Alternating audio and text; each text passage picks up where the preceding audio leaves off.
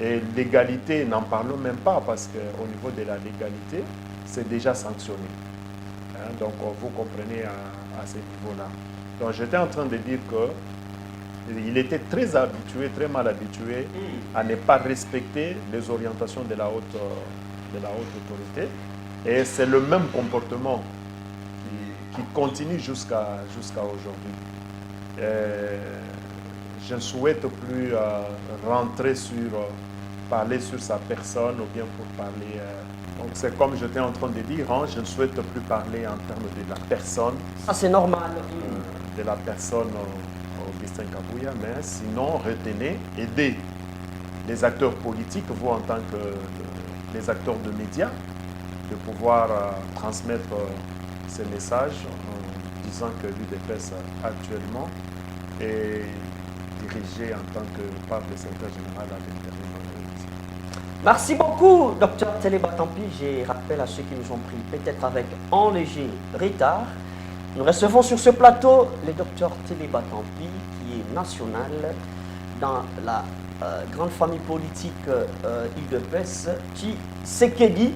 Mesdames et messieurs, on prend l'entame les plus essentiels de ces grands plateaux spéciaux. Le grand silence, Dr Télé Batampi, au sein de l'Union sacrée, nécessairement, la grande représentativité, ce sont les membres du Présidium. Et depuis longtemps, le chef de l'État s'est prononcé. On attendait que l'Union sacrée fasse aussi une déclaration, mais le silence devient inquiétant. Le silence des membres du Présidium devient un sujet de réflexion. Est-ce les membres du Présidium vont-ils encore marcher sur la même corde que le chef de l'État? Ce sont des questions. Pour vous, que vous dit ce silence des membres du Présidium sur ce qui concerne le changement de la Constitution? Je pense que l'UDPS, par essence, c'est la démocratie. La liberté d'expression, d'opinion, de réflexion. Je pense que le président de la République, Félix Antoine Tshisekedi Tshilombo, étant chef de cette union sacrée, dans la même perspective d'évoluer. Aujourd'hui, il a fait une déclaration qui est très importante sur, il s'est prononcé sur la question de la Constitution, qui du reste, il a demandé à tout Congolais que ça ne peut pas être un sujet tabou. Ça doit se discuter, ça doit se communiquer, parce que nous sommes un peuple souverain. Nous devons réfléchir sur notre mode d'organisation et de fonctionnement de notre pays. Alors, les lignes directrices de notre pays, nous devons les tracer. Alors, il n'est pas question qu'on nous interdise par qui que ce soit. Et en ce sens-là que le chef de l'État a lancé le mot pour révisiter sur la question de révisitation ou du changement de la Constitution, qui est un acte fondateur qui doit nous guider nous tous. Maintenant, si au niveau du présidium, comme tel que vous venez de le dire, qu'il y a un silence, peut-être je m'aimerais que vous décortiquiez quel genre de silence. Non, mais on parle du silence. Les membres du présidium, il y a Augustin Kabuya qui s'est prononcé, ça c'est bon. Jean-Pierre Bemba, juste là, il ne s'est pas encore prononcé. Jean-Michel Samaloukonde, il ne s'est pas encore prononcé. Batilou Kwebo, mémément. Et la grande affiche attendue de tout le monde, c'est Vital Kamerhe. Pourquoi Vital Kamerhe vous en faites? Non, mais il est le président de l'Assemblée nationale. C'est dans sa chambre que la question sera débattue. Oui. Et là, on ne dit pas que Vital Kamerhe doit oublier la sphère politique. Pourquoi le silence de Vital Kamerhe? Et comme vous avez cité Sama aussi, il est président du Sénat. Donc la question sera aussi remontée. Non, mais parmi les alliés, oui, tels qu'ils sont ensemble, parmi les alliés, les plus proches, c'est Vital Kamerhe. Parmi les alliés du président Félix. Sur base de quoi que vous allez parler que Kamerhe est plus proche du président que Jean-Pierre Bemba, que Sama? Non, c'est pas sur ces plateaux que vous allez lier que Vital Kamerhe est le plus proche du président Félix. Bon, c'est ce que je suis en train de dire. Parce que si vous me dites qu'il n'y a que Kamerhe qui est plus proche du président Félix. Mais que dire de Sama? Parce que si le président Vital Kamerhe est président de l'Assemblée nationale, vous avez appris sur les ondes, nous avons tous appris. Le président Vital avait dit que il était le choix du président de la République. Voilà, heureusement que vous avez la bonne mémoire. Oui, Sama aussi, quand il a été porté par ses pairs pour être président du Sénat, nous avons tous suivi les ondes. C'était le choix du président de la République. Les membres du bureau de l'Assemblée nationale, tels que le prof Njoli, il est membre du MLC. Et quand vous suivez, il a été aussi porté par le président de la République à travers, bien sûr, cette collaboration, ces partenariats ou cette alliance ensemble avec le VPM Jean-Pierre Bemba. Donc c'est pour tout simplement dire que tout le monde est proche du président de la République dans le cadre du présidium. Maintenant, sur la question que ce soit aussi, j'allais oublier, honorable sénateur Bahati Lukubu. Donc, je voulais dire tout simplement... Lui était clair. Vous avez suivi sa déclaration concernant cette constitution? Bon, ce n'était pas sur la constitution, mais au moins, Bahati a été clair en disant que le problème du Congo, ce n'est pas les textes, c'est le type d'homme. Donc, pour lui, la constitution n'est pas une nécessité. Si on peut interpréter de cette manière-là. Non, il n'a pas tort de dire, j'ai suivi sa déclaration, il n'a pas tort de dire que la question de la gestion de la République, ce n'est pas un problème de texte, c'est un problème d'homme. Effectivement, c'est un problème d'homme parce que le président de la République, Félix-Antoine Tshisekedi, l'avait aussi signifié. Et quand vous regardez le parcours de notre République, cette question, elle est fondamentale d'être... Il n'y a pas une contradiction entre la vision du chef de l'État quand il dit que cette constitution rédigée par les belligérants, ça n'aide pas les Congos à avancer. Vous ne voyez pas qu'il y a une contradiction? Là, il parlait du texte. Je pense qu'il a pris d'une manière globale pour parler... Oui, d'une manière globale pour parler des différents textes. Parce que ce pays a de beaux textes. Mais dans le cadre de l'animation, c'est là où ça fâche. Mais il y a une singularité par rapport à la Constitution. Donc, je pense que quand nous allons entrer dans le fond du débat, on va comprendre à quel niveau on peut se dire que non, il est très fondamental aujourd'hui que nous puissions y jeter un coup d'œil pour prendre une décision d'orientation pour le développement. Je pense que nous sommes déjà en pleine émission, on est en train de décortiquer l'essentiel. Ici, c'est le silence. Moi, ici, j'ai ciblé Vital Kamerhe. Ah, vous l'avez ciblé, oui. Oui, parce que il y a une déclaration ici de Vital Kamerhe. C'était lors d'une plénière. Il dit, allez ouvrir le secrétariat. C'est les partis présidentiels. Ils savent ce qu'ils font. Je ne voudrais pas que vous puissiez commencer le manœuvre et me faire porter les chapeaux. Après, a déclaré le président de l'Assemblée nationale en disant, je ne sais peut-être que le prochain sera moi-même ou je ne sais qui. Alors, on sent qu'il y a une pression. L'UDPS, vous connaissez très bien la puissance que représente, le danger que représente Vital Kamerhe quand il est le président de l'Assemblée nationale. Alors ne faites pas semblant sur son silence. Est-ce que le silence de Vital Kamerhe ne vous interpelle pas que de vouloir les comparer aux autres membres du présidium? À parler du danger qui le représenterait, je ne dirais pas ça. Et s'il disait non un jour à ces changements de la Constitution, vous ne voyez pas que on va y arriver, mais c'était sur base de quoi qu'il a fait cette déclaration qui allait au secrétariat? C'était suite à quoi? Il était clair que c'est le parti présidentiel. Oui, c'est l'UDPS. Oui, c'est suite à quoi? Il y avait quelque chose qui a été déposé, il y a... Non, mais il a senti qu'il y a eu des soupçons comme ça et qu'il faudrait une motion contre le gouvernement Soumina. Et la majorité des députés qui se sont présentés, c'était de l'UDPS. Ah, donc c'est sur la motion de défiance de l'un des ministres du gouvernement. Ce n'est pas vraiment ce qui nous intéresse, mais que lui dise que c'est le parti présidentiel. Non, on ne peut pas prendre le milieu. Je pense qu'il faut partir par le commencement. hein, pour mieux faire une analyse. Est-ce que c'est sur base de quoi? De la motion de la défiance. motion de défiance, et puis qu'il a déclaré ainsi, ou bien il y avait autre chose. J'aimerais être précis, hein, pour que je puisse entrer dans le fond. Bon, néanmoins, parce que nous tous nous suivons, il est vrai que il y a une motion de défiance contre le ministre d'État des infrastructures. Alexis Guissaro. Alexis Guissaro.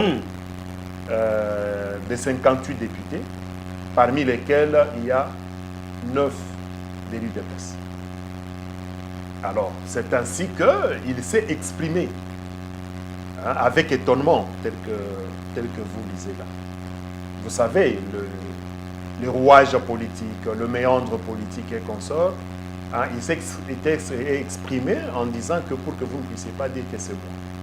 Alors je pense que c'est comme ça, peut-être qu'il faut comprendre dans ce cadre. Mais ici, c'est très important que nous puissions d'abord parler de cette question de motion de défiance. Parce que quand on retrouve les membres de l'UDPS, 9 par surcroît, parce que c'était en termes de proportion, c'était l'UDPS qui était beaucoup plus représenté. Alors nous, en tant que cadre du parti, ou bien en tant qu'organe d'orientation, de représentation et de décision du parti, nous avons suivi cette question. Ici, je parle de la présidence du parti exécutif national. Nous avons suivi cette question très religieusement et nous l'avions suivie de plus près. Alors, c'est ainsi que nous avons dit que non. Il est vrai que les députés, quand il est dans l'hémicycle, il agit en homme indépendant. Mais il est vrai, quand il agit en homme indépendant, et cette indépendance-là contient une certaine subtilité qu'il faudrait retenir, qu'il faudrait aussi observer quand on pose un acte. Parce que là, on n'a pas parlé que c'est député tel, député tel, député tel. Mais on l'a lié à son organisation politique ou bien à sa varèse politique. Et là, directement, l'organisation pour le politique devient impliquée dedans. C'est là où nous disons non. C'est vrai que vous êtes indépendant dans l'hémicycle, vous pouvez parler, mais il y a des questions sensibles. Il y a des questions de haute portée qui touchent à la stabilité des institutions. Par exemple, qui peut toucher à la stabilité de l'institution Assemblée nationale, qui peut toucher à la stabilité de l'institution du gouvernement de la République, qui peut toucher à l'institution président de la République, ou bien du Sénat, ou bien des autres institutions que nous connaissons, ainsi que d'autres commissions. Donc, il y a des questions hautement sensibles. Et là, il est important que la question puisse être ramenée dans ta famille. Mais pourquoi, pourquoi Vital Kamerhe peut chercher à se victimiser? Parce qu'on cherche à décortiquer, pas pour prêter attention, mais on doit comprendre l'intentionnalité de sa déclaration. Quand il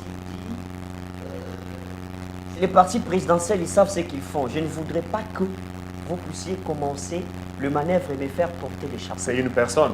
Vital Kamerhe, c'est une personne. On ne sent pas de bonnes relations avec l'UDPS depuis le début. Hein. Il y a des tensions comme ça qui montent et on se dit... En tout cas, vous m'informez sur place. Je ne vous informe pas, on voit la réalité en face. Je vous parle. Je vous parle.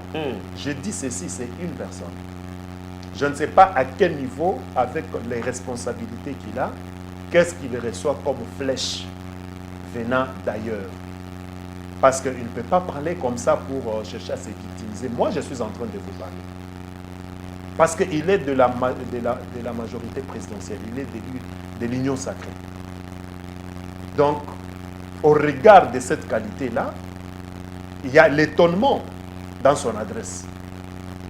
Parce que si nous pouvons bien le comprendre, il estime qu'en tant que député, de la majorité présidentielle, ou bien du gouvernement, ou bien de la présidence, ne peut pas chercher à attaquer directement tel que ça a été fait. Ça, c'est comme ça qu'il veut nous transmettre le message. Mais ici, moi, j'étais en train de dire que chaque député selon les textes qui leur régissent au niveau de l'Assemblée, ils sont indépendants. Ils sont indépendants dans l'hémicycle. Mais je dis, lorsqu'il est des questions sensibles, hautement sensibles, comme je venais de le répéter, c'est important d'avoir, vous posez les problèmes, vous avez remarqué quelque chose qui fâche.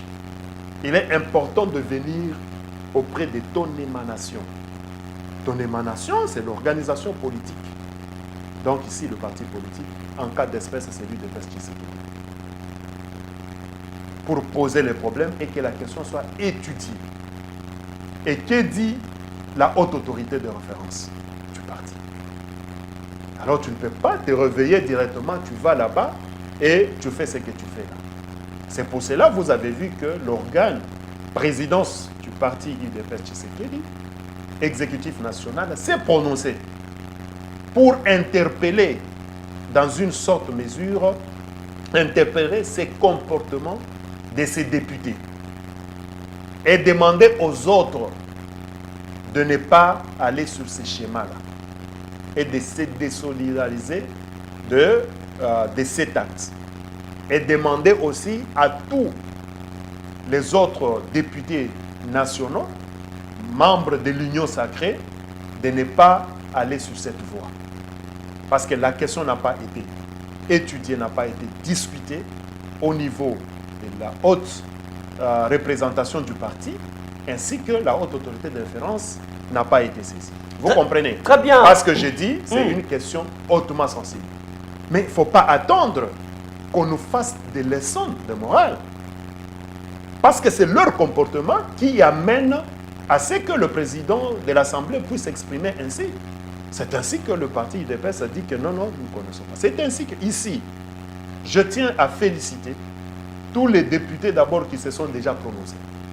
Parce qu'il y a la mosaïque, d'abord il y a l'UDPS qui s'est prononcé pour demander à ces députés, aux autres qui restent, que ce soit ceux de l'UDPS, que ce soit ceux des mosaïques, de pouvoir se retirer de cette question-là de motion de défiance.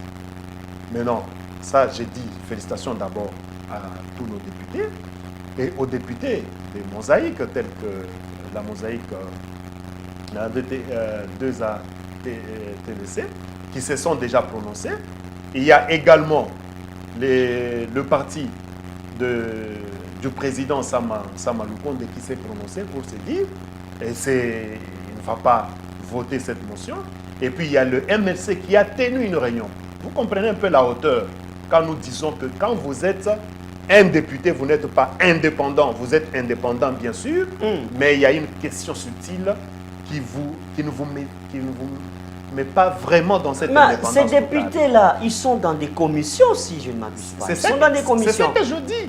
C'est pour dire que des questions hautement sensibles, il faut en faire vraiment très attention. Il faut aller auprès de ça, de son émanation.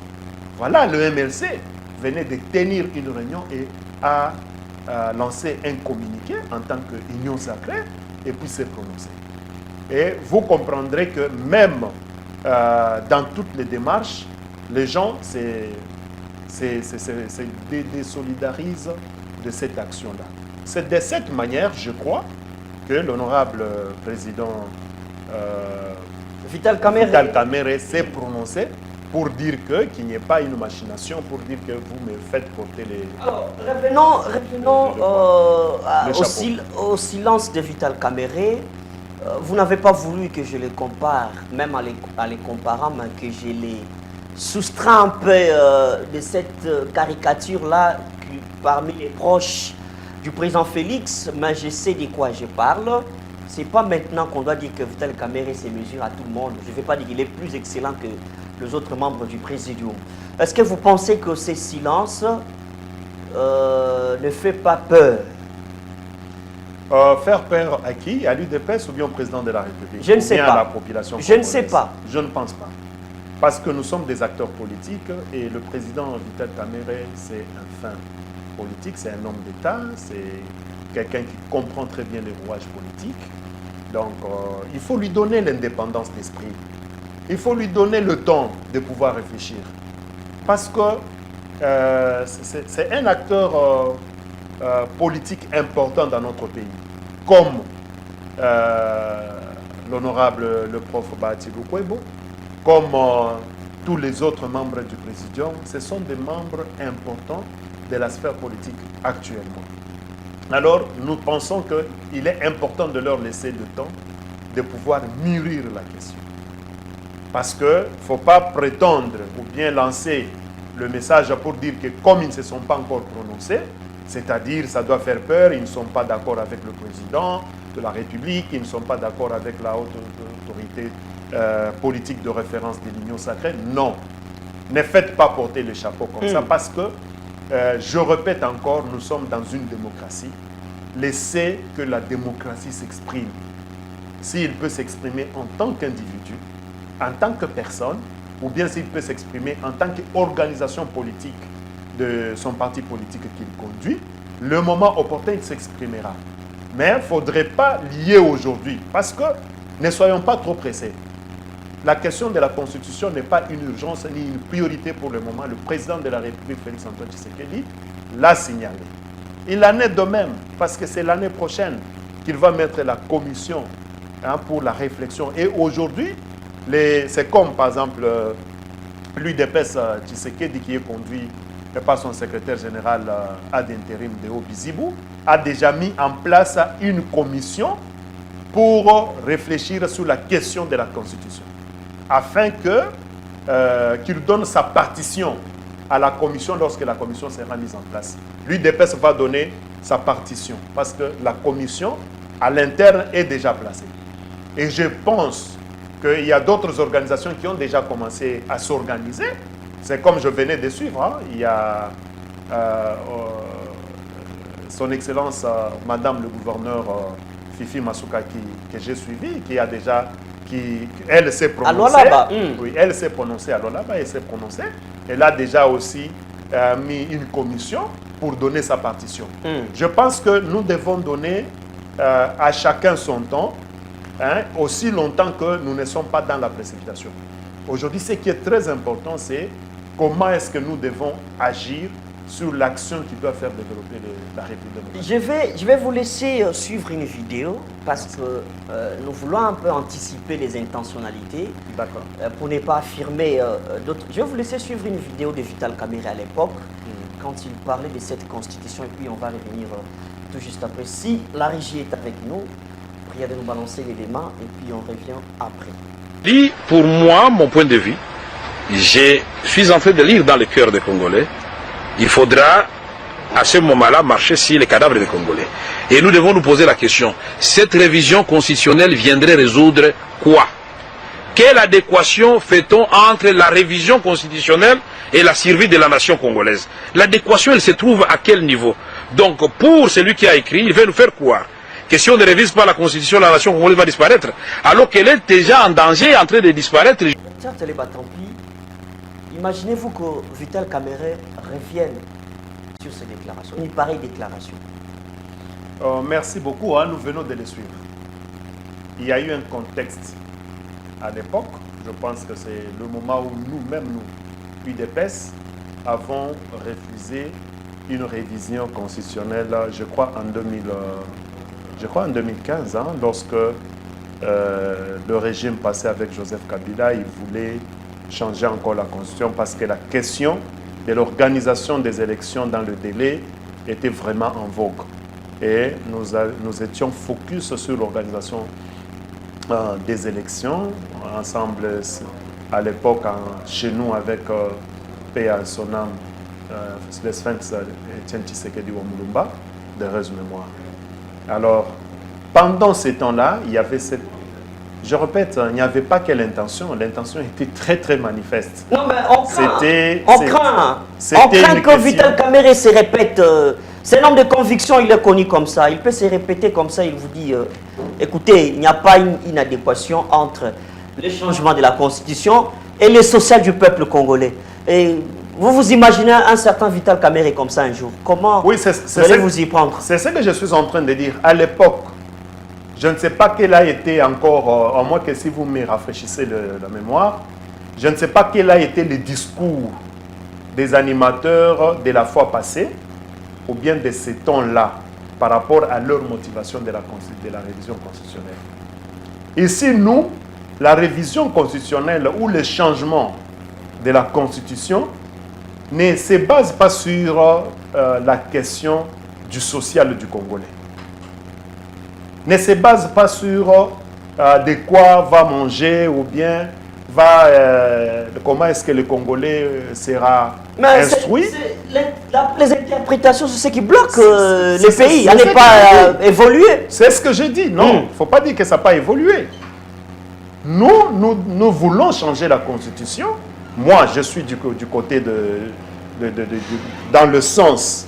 Si le président non, de mais la on attend que la commission si le président mise en de la place par République l'UDP se prononce. si le président Félix, ici je parle en tant qu'acteur que je suis, là c'est Télé Bantapi qui parle. Je ne pense pas que vous ferez le contraire du chef de l'État. Non, je dis, là c'est Dr Télé Bantapi qui parle. Si aujourd'hui le président de la République Félix Antoine Tshisekedi Tshilombo me demandait moi que entre la révision constitutionnelle et le changement constitutionnel, on fait quoi? Je dirais, on change la Constitution. Pourquoi on change la Constitution? Ce n'est pas une question aujourd'hui d'une adéquation entre le social ou l'éducation du peuple congolais avec la question de la Constitution de la République. Je rappelle, la Constitution de la République ici, il faut la prendre dans le fait historique. Parce que si vous prenez le préambule de notre Constitution, on vous dira, nous tous réunis autour de nos idéaux, de notre histoire. Quels sont les idéaux de la République démocratique ou bien du peuple congolais? C'est voir sa souveraineté être totale et ne pas être comme si traîné par une puissance extérieure. Mais pour y arriver, il faut savoir se donner les moyens, il faut savoir se donner les moyens d'établir de droit, de se faire de justice, d'élever son armée, ainsi que de battre sa monnaie.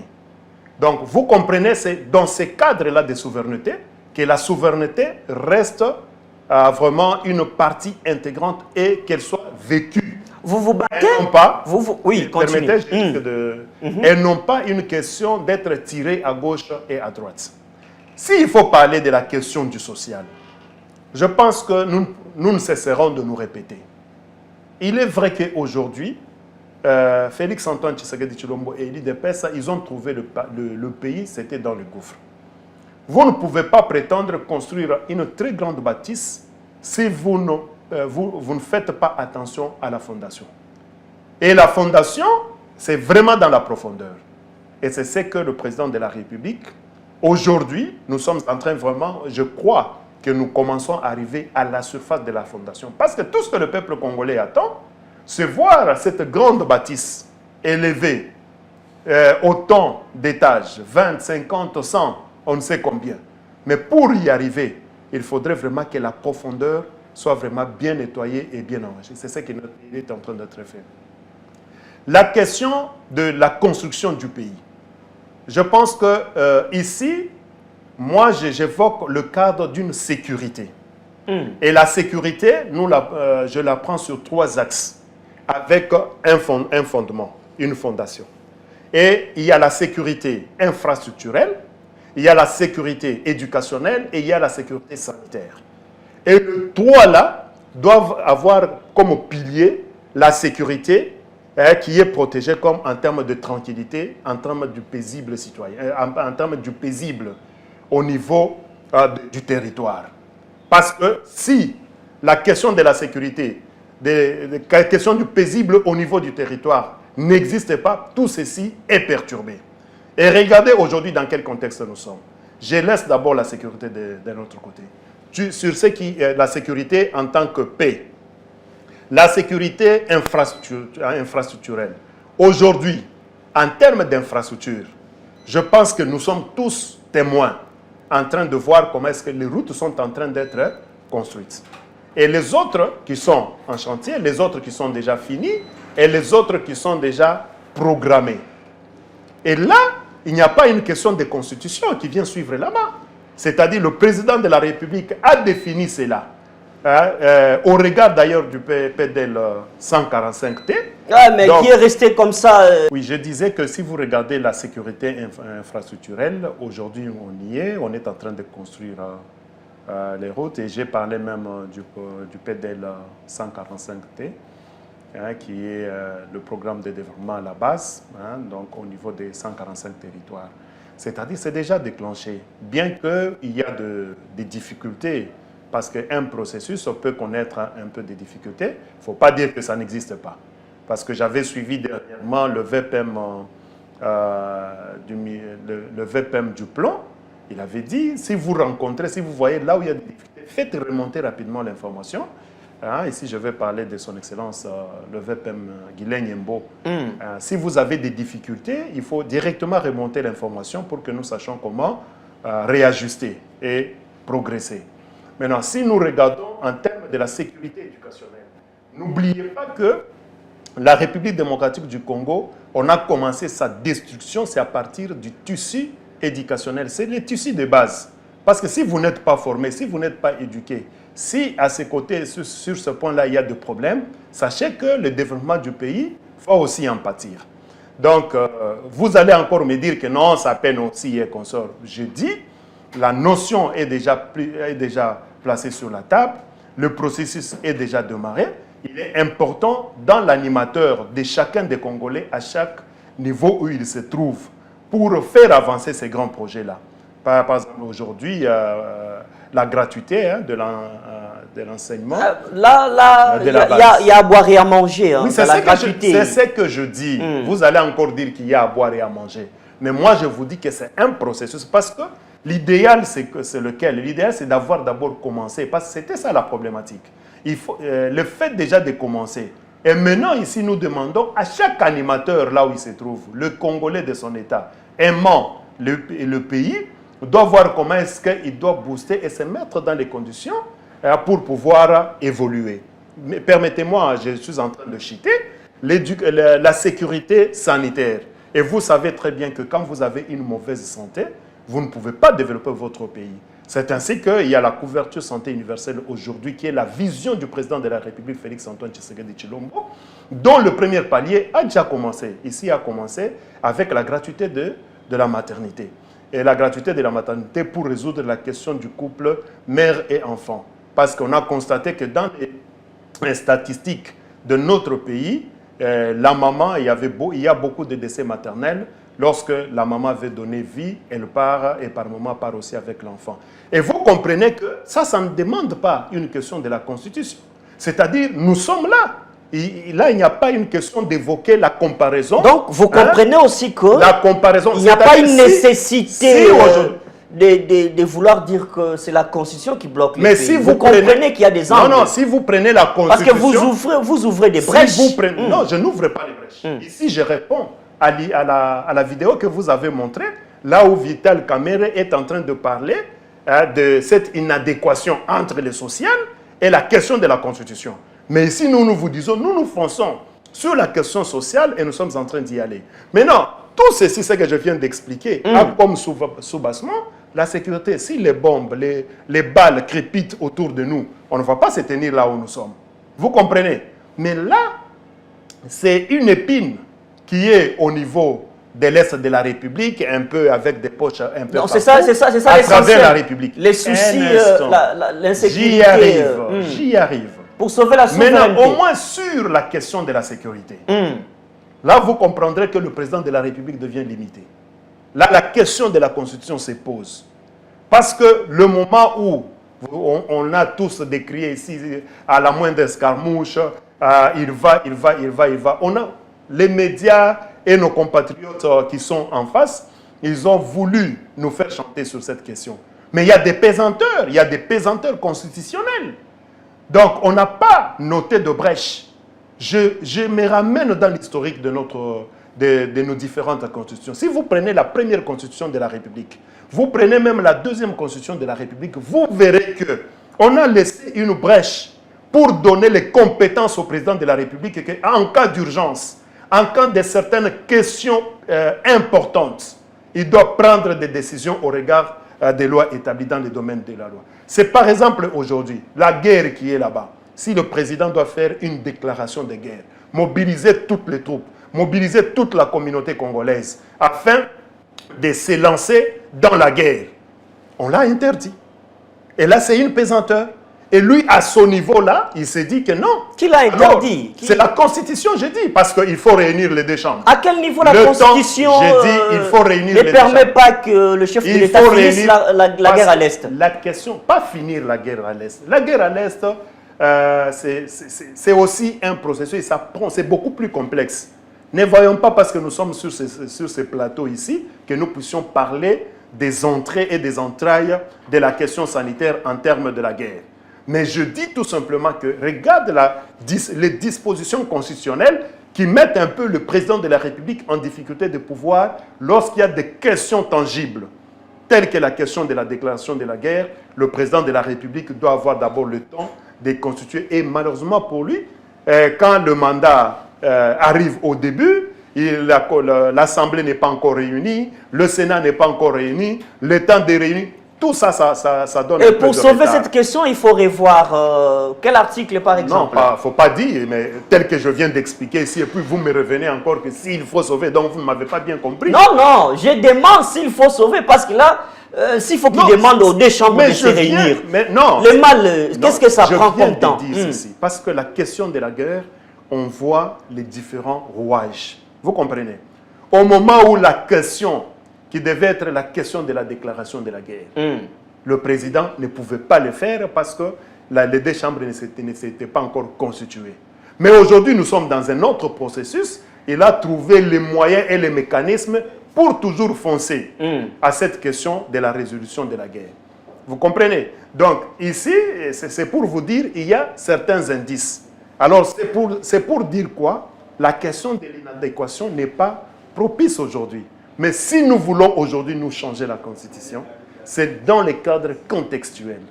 Est-ce que la Constitution actuelle que nous avons répond au contexte actuel? Je dis non. Vous voulez je dis non. Un pouvoir ultra-présidentiel? Qu'est-ce que vous fait mal? Non, c'est pas question de... Est-ce que consulter les deux chambres, ça peut prendre du temps à un chef de l'État pour aboutir à une résolution? Ce n'est pas question de... Ce n'est pas question de quoi? D'un pouvoir ultra-présidentiel. Non, ce n'est pas question d'un pouvoir ultra-présidentiel. Vous savez, le pouvoir ultra-présidentiel, il est aussi important de bien voir quelle est la question et quel est le type d'homme qui est devant vous. Parce que vous pouvez avoir un pouvoir ultra-présidentiel, vous avez un très bon président et le pays avance. La Chine, aujourd'hui on parle de la Chine, on parle de la Chine. Mais c'était un pouvoir ultra-présidentiel. Et aujourd'hui, on est à quel niveau? Ça a commencé avec Mao Tse-tung, qui avait tout le pouvoir entre ses mains. Et parce que c'était un bon monsieur pour son pays et pour ses compatriotes. Aujourd'hui, nous sommes fiers de courir pour aller en Chine. Et la politique avance. Nous avons, regardez le temps de Kadhafi, qui avait un pouvoir ultra-présidentiel. Regardez quelle a été la hauteur de la Libye. Là, c'est le bon côté. Hein, non, c'est pour vous dire... Et pour le président Félix, il lui faut quoi? Tout dépend.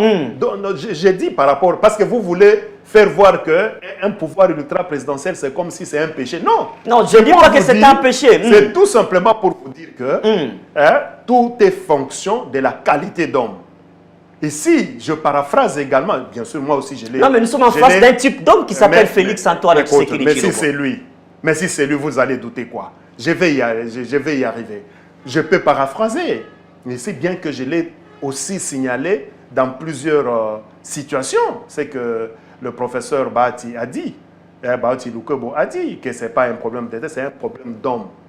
La problématique aussi de notre pays, c'est la qualité d'homme. C'est pour cela aujourd'hui, Félix Antoine Tshisekedi Tshilombo est en train de travailler sur la qualité d'homme. Bien sûr, il y a même les déboires qui peuvent être présentés à telle ou telle personne, mais on l'habille. Mais lui vous met, vous en tant que personne, face à votre réalité, face à votre exigence, soit à votre responsabilité. C'est là où les Congolais doivent avancer. Je pense que sur cette question de la Constitution, j'étais en train de dire, par le passé, ce n'est pas que tous les présidents là, en dehors des dictateurs, à Kasavubu, Kasavubu, il y avait le pouvoir qui lui avait été, il y avait ses prérogatives et les prérogatives de l'Assemblée nationale ou bien du Parlement monocaméral, mais on lui avait donné les prérogatives en tant que président de la République de se prononcer dans des matières hautement sensibles et quand il s'agissait de s'engager, il s'engage. Vous comprenez un peu. Peut-être sur cette question, on y reviendra. Alors, c'est comme si, bon, on vous accuse, vous voulez faire du président Félix un empereur, un roi. Il y a les intentions comme ça qu'on soulève. Lui-même quand il veut passer, il veut faire passer plutôt, pas lui, mais sous sa politique, où on veut, pour guérir la justice, passer du Conseil supérieur de la magistrature au Conseil supérieur de la justice.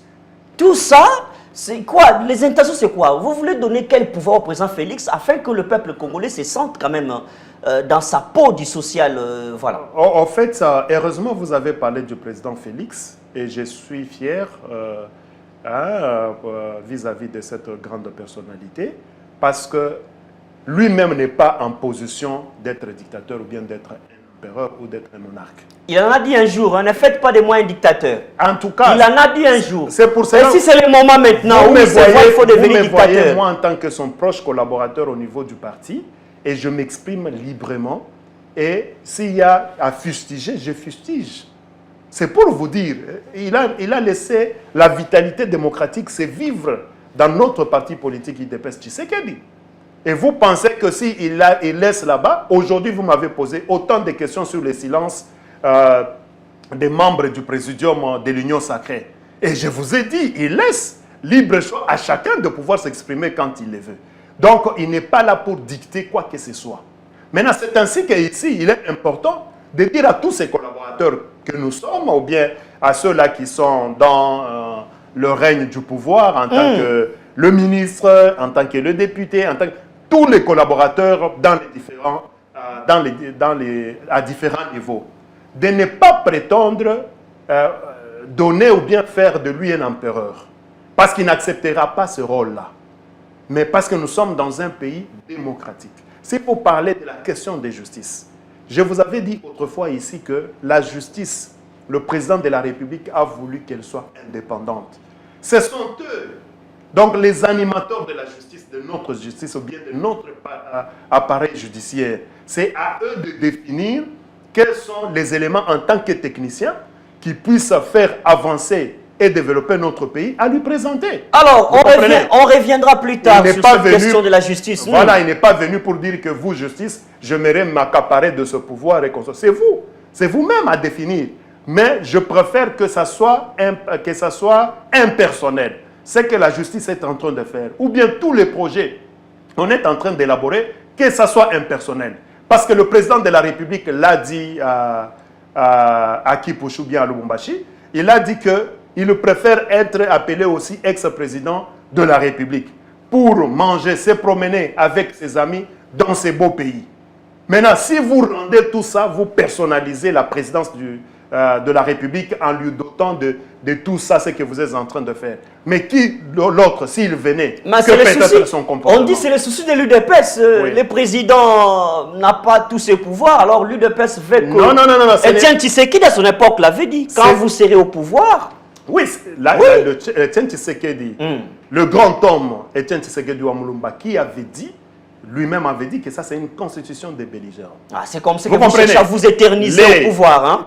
N'oubliez pas, la constitution de la deuxième République, Etienne Tshisekedi avait signé cette constitution. Et si vous lisez cette constitution, vous allez sentir, avant qu'elle ne soit modifiée en 1970, parce qu'elle a été élaborée en 1967, avant qu'elle ne soit modifiée en 1970, et quand ça a été modifié en 1970, il s'est mis en opposition avec le président de la République, Mobutu. C'était pour éviter cette sorte de dictature. Maintenant, il y a des limites, je viens de vous dire, dans cette constitution. Et le contexte dans lequel l'actuelle constitution a été écrite n'est pas le contexte actuel. Qui ne permet pas au chef de l'État d'asseoir sa politique pour finir la guerre. Pour finir... Bon, l'actuelle constitution, dans le contexte actuel, ne permet pas au chef de l'État. Être de finir la guerre, d'imposer sa politique. Être anticipatif, je viens de le dire, parce que le mécanisme de la guerre est tellement complexe. Mais quand il s'agit d'anticiper, le président de la République ne sait pas le faire parce qu'il doit réunir pour certaines matières. Merci. Vous comprenez? Merci, docteur Téléba Tampi. Ouais. On reviendra plus tard pour décortiquer. Vous voulez terminer? Oui, parce que vous voulez poser une question sur Ambongo, le cardinal. Non, non, non, non, je n'en trouve pas. Le temps nous fait surface. Non, on juste reviendra. une petite minute. Vous voulez Juste.